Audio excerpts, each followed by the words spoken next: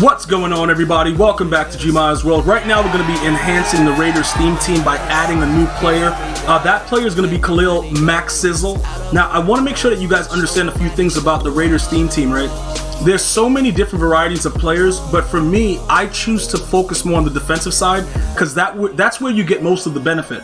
So the receiver side, I still like the big receivers, which is why I have Calvin Johnsonson, and then we also have over here we got Chase Claypoolinson. So those two guys, they add a different dimension to my squad, and that's why I don't choose to have like the Hujmanzadas and whoever else you guys recommend, the Ryzens. I don't really care about all that. I need big receivers on the outside, and then whatever's going on in the middle, that's cool. You know what I'm saying? Because I'm looking to moss you into another galaxy. That's ultimately what I'm looking to do. So right here, I want to go ahead and point out a few things. David Irvin is garbage. I want to make sure everybody thoroughly understands that.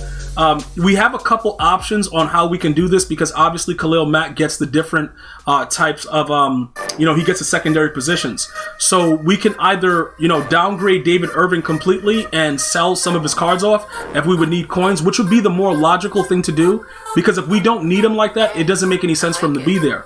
So his flashback is going for a very, very minimal price right now. We could probably do that, but before we get into all of that, I want to show you, this is like the proper protocol to do because realistically, Ngankwe, we could probably just hold on to him because that's just his power up, and we're just looking for the chemistries.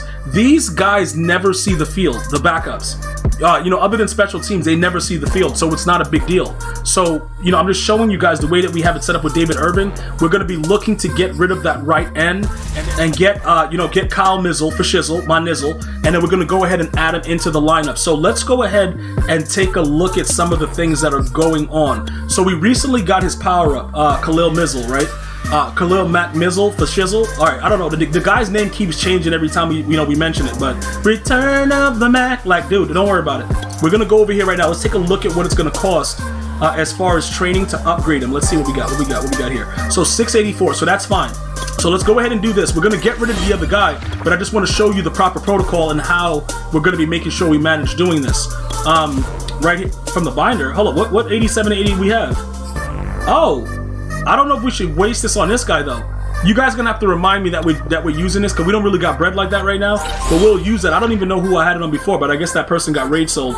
Either way, it doesn't matter. So the secondary position, we're gonna make him a right end, right? Because if you don't have the right position and you put him in at that position, you won't get the chemistry for the Raiders. So that'll be a problem.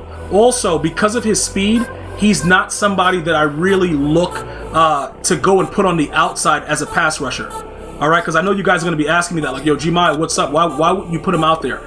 That's why. He's not like that prototypical pass rusher that you would want.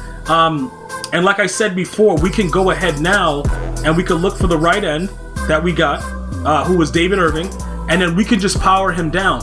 Because realistically, we won't need him, so it doesn't make any sense to kind of hold on to him. We could go ahead and get everything back and just leave the other guy that was there as the power-up. Because as the, Howie Long, when Howie Long drops, that might be a guy that we replace Khalil Mack Mizzle with. But for now, there isn't a reason to actually hold on to David Irvin. Because to be honest, he plays like garbage. He was definitely not a guy that made any type of impactful plays for the squad. He made it so difficult that we had to do this to find somebody else for our 3-4. So he's actually gone right now in front of you guys live and direct to go ahead and make sure you guys understand what's going on. You have to put the right players in. You guys can manipulate it however you want. I just don't think he works for me right now.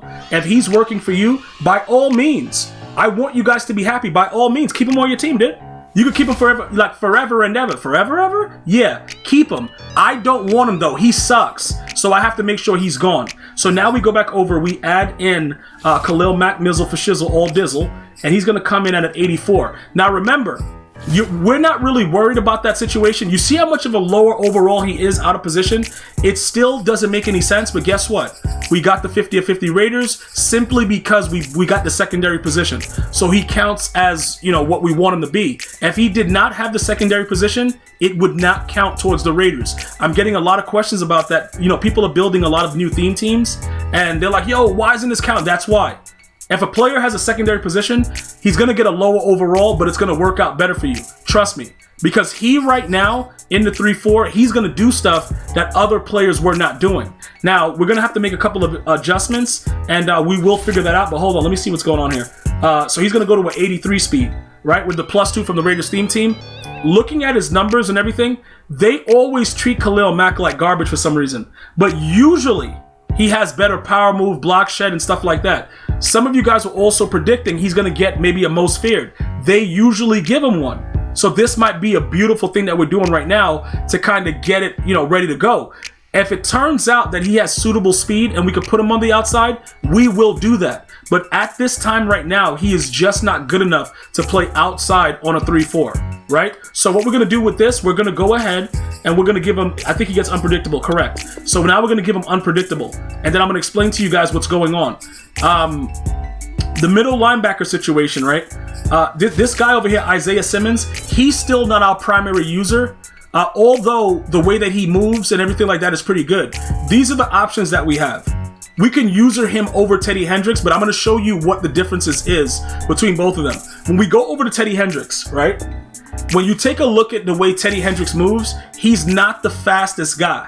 You know what I'm saying? Shout out to Shannon Sharp. But you see that acceleration that he has? That's insane. Which is why some of you guys will ask, okay, who do you prefer as your user? I still prefer Ted Hendricks. Because although he doesn't move as seamlessly as Isaiah Simmons, he just does things in like the run game. Like he'll tackle a guy, he'll throw a block out the way. He'll do things that other players won't do at his position. So I want you to take a look at it because they're both, I don't think they're going to let me compare middle linebackers in this situation. It'll only be right outside linebackers, I believe, right? Or did EA? Okay, no, they show it. Okay, so look, he being a middle linebacker. So Ted Hendricks is a 91 speed. Isaiah Simmons is a 92. The acceleration, definitely whatever. And then obviously you already know about the 6'4 situation. The tackle, if you look at the way Hendricks is, because you're usering him, you're going to have a better chance of doing a lot more. I don't think they show all the boost though, or maybe he just stays at a 92 acceleration and then he gets acceleration because he's a Raider. He gets that boost. But overall, Ted Hendricks is still the better card. All right. So depending on how your movement is, it could work out. And also, even with the way I had Lurker on both of them because I'm running the 3-4, you don't realistically need Lurker on Isaiah Simmons. I think it makes more sense. Like right now, we're going to take it off of him, right?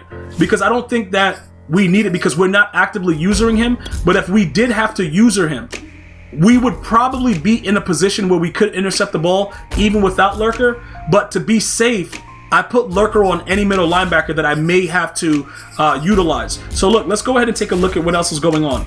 We're going to go over here. We're going to add Khalil Mack into the fold by making sure that he's, he has unpredictable.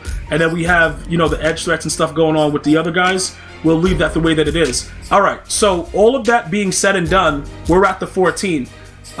Mike Haynes with mid-zone, he's the only guy, shout out to Shannon Sharp, that would be an issue. Because what happens right now is this. It's very, very simple, right? If for whatever reason we need to lurk something, and a guy, let's say a guy comes out in the most popular formation and he's running bunch, right? And you need to be on the side that he has the tight end on because he keeps throwing it to the flat. Your guy should still pick it off without Lurker. Lurker will just make it easier for the pick to happen. That's all that it really is. But I would highly recommend that you guys understand something. If you feel that you need to have Lurker on somebody that you're not usering, you're going to have to manipulate the way the rest of your defense is. For instance, Mike Haynes is a man-to-man corner. The Raiders don't have anybody else that we can use that's a zone corner, but I believe in my heart right now that EA has nerfed Acrobat so bad that many people have to go back to mid-zone to even get something like get a stop, to make the ball get out of the guy's hands when he catches it. Because Acrobat, you can just throw it right through them now. It's like very often that a guy would just come out, my guy was diving with Acrobat, and he would just dive right through his body. He plays very, very well with mid-zone, although he's a man-to-man corner. He could be sacrificed for something else, or maybe not even have an ability, but he would not play the same. And that's something that's concerning because the state of the game, you have to make sure that you do the most that you can to make the players react. Now, because we have Khalil Mack Mizzle, and he has an ability, whatever, all of our D line has an ability at this point. Michael Strahan, Khalil Mack, and Aaron Donald over here, who's snuck in right there. Those are our 3 down linemen. The outside linebackers are Charles Haley and Derek Thomas. So everybody has an ability on the D-line that's going to force the player to probably get the ball off quickly.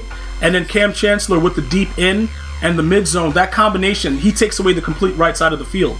So there is things, you know, you can do different things to try to manipulate it. It is hurting a little bit to have Mike Haynes out there with that too. Worst case scenario, we could take it off of him and just give him an X factor and see how he plays with it if it came down to it. But I think right now we can get away with what we're running at this moment. So I'm going to leave it for now to kind of see what's going on. If something were to change later, I would let you know. But that's pretty much what we've added. And we've added that because the other ends that we had, it just wasn't working out. And I think SAP gives us a better chance to make the blitz even scream more. Plus, with the possibility of a Most Feared dropping soon, I think he's going to be OP. I want to thank you guys and girls for watching. You have an unbelievable day. Stay blessed. Until next time. One love, y'all.